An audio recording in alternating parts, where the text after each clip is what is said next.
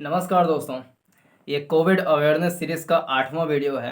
इसमें हम herd immunity के रास्ते में क्या क्या चुनौतियां हो सकती हैं उसके बारे में डिस्कशन करेंगे। लेकिन इसके लिए हर्ड इम्यूनिटी क्या है इसके बारे में जानना आवश्यक है। तो इसके बारे में हमने एक वीडियो बनाया था, आप उसको देख सकते हैं डिस्क्रिप्शन बॉक्स में, you can find the link. तो इसमें 4 मुख्य चुनौतियाँ हैं, उसको हम बिंदुवार तरीके से चारों चुनौतियों को देखेंगे।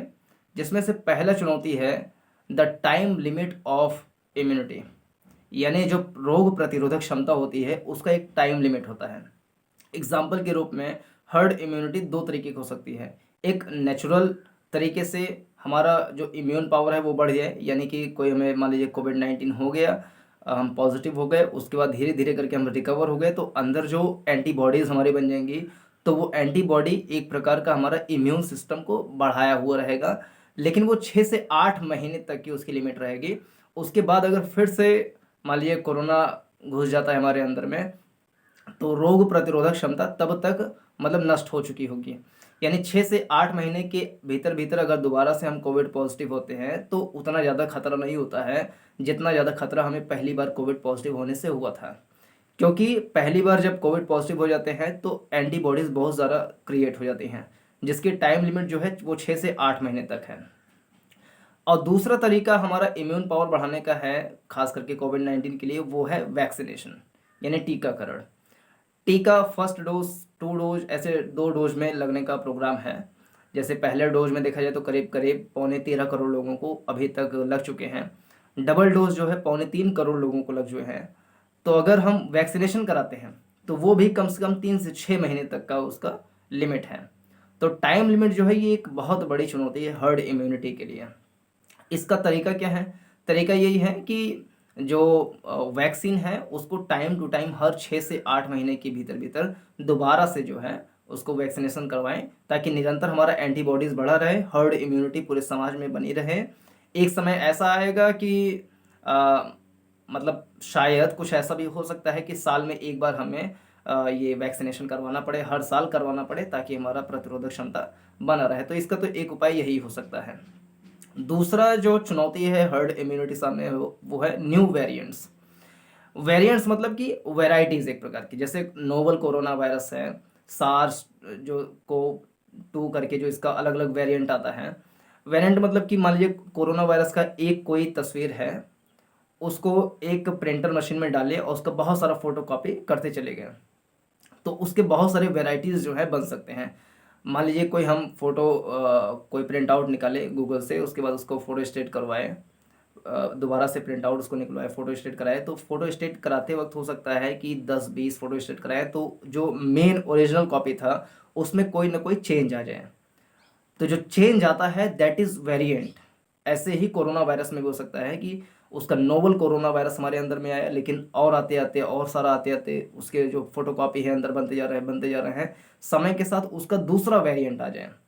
ऐसे कुछ वेरिएंट देखे गए हैं। जैसे यूनाइटेड किंगडम में ब्राज़ील का एक शहर है मानौस सिटी, वहाँ पर जब कोविड की पहली लहर आई थी तो बहुत सारे लोग वहाँ पर मतलब उनका देहावसान हो गया था। उसको कंट्रोल किया गया किसी तरीके से, लेकिन दोबारा से वहाँ पर बहुत ज़्यादा मात्रा में कोविड का जो है सेकेंड वेव आ गया 2021 में। तो ये क्यों हुआ? क्योंकि उसको नए वेरिएंट आ गए। भारत में भी इसका एक एग्जांपल देखा गया, महाराष्ट्र में वहाँ पर कोविड के न्यू वेरिएंट आ रहे हैं। साउथ अफ्रीका में ऐसे देखा गया, और कुछ और भी जगहों पर उसके न्यू वेरिएंट देखे गए हैं। तो न्यू वेरिएंट अगर बनते जाएंगे तो उसके लिए हमें नए नए वैक्सीनेशन की आवश्यकता पड़ेगी, उसको ख़त्म करने के लिए, उसके लिए लड़ने के मतलब उसके प्रति प्रतिरोधक क्षमता बढ़ाने के लिए। तो दूसरी चुनौती ये है। तीसरी चुनौती है लेस ग्लोबल कोऑपरेशन, यानी कि वैश्विक जो सहयोग है उसमें कमी होना। एक शब्द चलता है ग्लोबल नेशनलिज्म, जिसको बोलते हैं वैक्सीन नेशनलिज्म बोलते हैं। एग्जाम्पल के रूप में अमेरिका कहता है अमेरिकन फर्स्ट, यानी कि जो अमेरिकी वासी हैं उनको हम पहले वैक्सीनेशन करेंगे। हालांकि जब जोया बाइडेन जी ने ये चीज़ कहा था कि हम अमेरिकियों के लिए पहले करेंगे कोविड मतलब ये वैक्सीनेशन वाला काम, उसके बाद दूसरे देश को देंगे, और भारत जो है उसको कच्चे माल की आवश्यकता थी वैक्सीन बनाने के लिए। आधार पूनावाला जी ने भी रिक्वेस्ट किया था, ट्विटर पे ट्वीट किया था कि राष्ट्रपति महोदय जो है वहाँ से रॉ मटेरियल प्रोवाइड करें, हम लोग बहुत सारा वैक्सीन बनाएं। तो उस समय उन्होंने कहा था भाई अमेरिकन फर्स्ट, हम पहले अपने देश के नागरिकों को वैक्सीन लगवाएंगे, पहला अपना देखेंगे, उसके बाद दूसरे को देखेंगे। तो जो ये प्रकार की मेंटेलिटी है, हालांकि अमेरिका का बहुत सारा आलोचना हुआ, उसके बाद वो तैयार भी हुआ रॉ मटेरियल इंडिया को प्रोवाइड करने के लिए। भारत के जो सुरक्षा सलाहकार हैं, राष्ट्रीय सुरक्षा का सलाहकार अजय डोवाल जी, तो उन्होंने बात किया अमेरिका से, उसके बाद वो राजी हो गए, फिर रॉ मटेरियल मिल भी रहा है। अभी जो पेटेंट वाली बात थी उसके लिए भी अमेरिका पहले नानुकुर कर रहा था, लेकिन अभी जो बाइडन जी मान गए हैं। लेकिन वहाँ की कंपनियां अगर मान जाएं तो बात और आगे बढ़ जाएगी, पेटेंट वगैरह हट जाएगा, सारे देशों को फॉर्मूला मिल जाएगा, सभी एक वैक्सीन बनाएंगे, सस्ती वैक्सीन बनाएंगे, सभी को उपलब्ध होगा, दुनिया से कोविड-19 ख़त्म होगा। तो ये जो वैक्सीन नेशनलिज्म वाली मेंटालिटी है, ये एक चुनौती है। इसी में ही एक शब्द चलता है वैक्सीन डिप्लोमेसी, कूटनीति, मतलब जैसे विदेश संबंध बनाने का तरीका होता है, तो हम कुछ ना कुछ डिप्लोमेसी होता है, वो तरीका होता है। ऐसे ही मतलब कि वैक्सीन हम उसी देश को प्रोवाइड करेंगे जो देश हमारा सहयोगी है। एग्जाम्पल के रूप में मान लीजिए चाइना जो है वो अपने ही सहयोगी देश को, जैसे पाकिस्तान को मान लीजिए वैक्सीन प्रोवाइड करे, ताइवान को प्रोवाइड ना करे।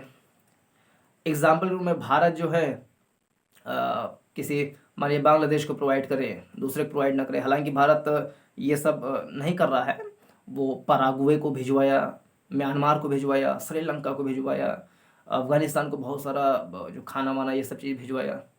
तो भारत की डिप्लोमेसी तो मतलब बहुत उदार चरित्र हम लोग का है, भारतीयों का है। तो भारत ने लगभग जहाँ तक उसकी क्षमता थी सभी की मदद करने का प्रयास किया। लेकिन अगर ये चलेगा वैक्सीन डिप्लोमेसी, इसमें जो बड़े देश हैं, अमेरिका है, यूरोपियन कंट्रीज़ हैं, अगर ये ऐसा काम करेंगी तो ये एक बहुत बड़ा बाधा वाला हो सकता है। वैक्सीन वीज़ा एक शब्द चल रहा है, मतलब कि एक देश से दूसरे देश में जाने के लिए वीज़ा की आवश्यकता पड़ती है। तो बाद में ऐसा हो सकता है कि वीज़ा सिर्फ उसी को ही दिया जाएगा जो डबल मतलब दो दो डोज करवा चुके, उनका इम्यून पावर बढ़ चुका है, तो उन्हीं को ही दिया जाएगा। तो ये खैर एक अच्छी बात हो सकती है सुरक्षा के लिए। लेकिन ये इस ओर भी इंगित करता है कि कुछ ऐसे लोग हो सकते हैं जो वैक्सीनेशन ना कराए हों। अब वैक्सीनेशन क्यों नहीं कराए होंगे, उनका पर्सनल रीज़न भी हो सकता है, और एक रीज़न ये भी हो सकता है कि वैक्सीन की उपलब्धता ही ना हो। तो वैक्सीन की उपलब्धता पूरे दुनिया में कराने के लिए आवश्यक है कि वैक्सीन वीज़ा की आवश्यकता ही ना पड़े। जो अगला चौथा सबसे बड़ा ग्रुप हो सकता है हर्ड इम्यूनिटी के राह में चुनौती के रूप में, वो है वैक्सीन हेजिटेंसी, यानी वैक्सीन को लगाने के लिए मतलब नानुकुर करना, राज़ी ना होना। इसमें रिलीजियस एक फैक्टर पड़ता है। जो राजनीतिक गुरु हैं, राजनीतिक पंडित हैं, चाहे मुस्लिमों में चाहे हिंदुओं में, वो हो सकता है ये कहें कि हम वैक्सीन लगवाएंगे तो ये हमारा धर्म जो है भ्रष्ट हो जाएगा, हमारे धर्म के खिलाफ है, कोई मतलब कीड़ा हमारे शरीर में डाला जा रहा है। तो ये ऐसी ऊटपटांग अगर बातें करेंगे तो ये एक बहुत बड़ा बाधा क्रिएट करेगा। कुंभ मेला चला, शायद उसकी आवश्यकता नहीं थी, बहुत सारे लोग उसमें कोविड पॉजिटिव हो गए होंगे। पिछले साल तबलीगी जमात वाला चला, उसमें आवश्यकता नहीं थी, लेकिन वो चीज़ चला, काफ़ी सारे लोग उसमें पॉजिटिव आ गए। तो कुंभ जो मतलब ये जो धार्मिक चीज़ें, रिलीजियस चीज़ें हैं, इसको कुछ समय के लिए स्थगित किया जा सकता है। और जो मतलब र्यूमर्स फैलाए जाते हैं, जैसे कि कुछ लोग ये भी कर रहे हैं कि अगर हम वैक्सीन लगवाएंगे तो मतलब ये नसबंदी कराने का एक तरीका है, क्योंकि भारत में जनसंख्या, विश्व में जनसंख्या बहुत ज़्यादा बढ़ रही है। तो बड़े बड़े देश जो हैं, भारत, अमेरिका, चाइना, इन सब का विचार है कि अब जनसंख्या को कंट्रोल करेंगे। तो ये वैक्सीन जो है ये जनसंख्या कंट्रोल करने का एक माध्यम है। ये र्यूमर्स है, अफवाह है। तो ये अफवाह जो है वो बहुत बड़ी बाधा बन सकती है वैक्सीनेशन ना करवाने की, जिससे हर्ड इम्यूनिटी हम लोग की बन ना पाए। इसके अलावा विज्ञान में विश्वास ना होना, ये भी एक कारण है। जैसे जो बहुत ज़्यादा धार्मिक होते हैं, कभी कभी ऐसा होता है कि वो विज्ञान में रुचि नहीं रखते हैं। ऐसा भी हो सकता है कि जो धर्म में विश्वास कर रहा हो वो विज्ञान में भी विश्वास करता हो, और दोनों जुदा जुदा भी मतलब व्यवहार करें, ऐसा भी हो सकता है। लेकिन कई बार ऐसा देखा जाता है कि जो लोग धर्म में बहुत ज़्यादा लीन रहते हैं वो साइंस की बातों को बहुत ज़्यादा तवज्जो नहीं देते हैं।